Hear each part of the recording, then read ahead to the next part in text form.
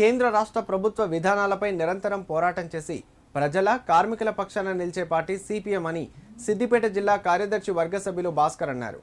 బీడీ కార్మికుల సమస్యలతో పాటు అన్ని వర్గాల కార్మికుల సమస్యలపై తమ పార్టీ పోరాడుతుందన్నారు. సిపిఎం పార్టీ రాష్ట్ర 4వ మహాసభలను జనవరి 25 నుండి 28 వరకు సంగారెడ్డిలో నిర్వహిస్తున్నందున సిద్దిపేట జిల్లా దుబ్బాకలో జిల్లా కార్యదర్శి భాస్కర్ విరాళాలు సేకరించారు. ఈ సందర్భంగా మాట్లాడిన ఆయన కార్మికులు ప్రజల పక్షాన నిరంతరం ముందుండి సిపిఎం పార్టీ సమస్యల పరిష్కారానికి అలుపెరగని పోరాటం చేస్తుందన్నారు. గత 3 సంవత్సరాల క్రితం నిర్వహించిన మహాసభలో తీసుకున్న నిర్ణయాలు ఏ మేరకు పరిష్కరించుకున్నామో ప్రస్తుతం నిర్వహించే సభలో సమీక్షించుకుంటామని చెప్పారు. అలాగే మహాసభల్లో భవిష్యత్తు పోరాటాల కొరకు భవిష్యత్ కార్యాచరణ రూపొందించుకోవడం జరుగుతుందన్నారు. కార్యక్రమంలో పార్టీ పట్టణ కార్యదర్శి కొంపల్లి భాస్కర్, నాయకులు భక్తుల రాజు, మెరుగు రాజు, ఎండి సాజిద్, మల్లికార్జున్, లక్ష్మీ నరసయ్య పాల్గొన్నారు.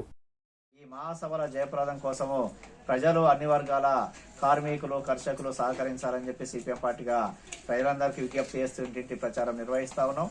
సిపిఎం పార్టీ రాష్ట్ర 4వ మహాసభలు జనవరి 25 నుంచి 28 వరకు సంగారెడ్డి పట్టణంలో నిర్వహిస్తా ఉన్నాం. ఈ యొక్క మహాసభలలో ముఖ్యంగా గత 3 సంవత్సరాల కాలంలో ప్రజా సంస్థలు, రైతులు, కార్మికులు, అన్ని వర్గాల ప్రజా సంస్థల మీద పోరాడిన వాటిని సమీక్షించుకొని భవిష్యత్ పోరాటాల కోసము రూపకల్పన చేయడానికి మహాసభలు దోహదపడతాయి.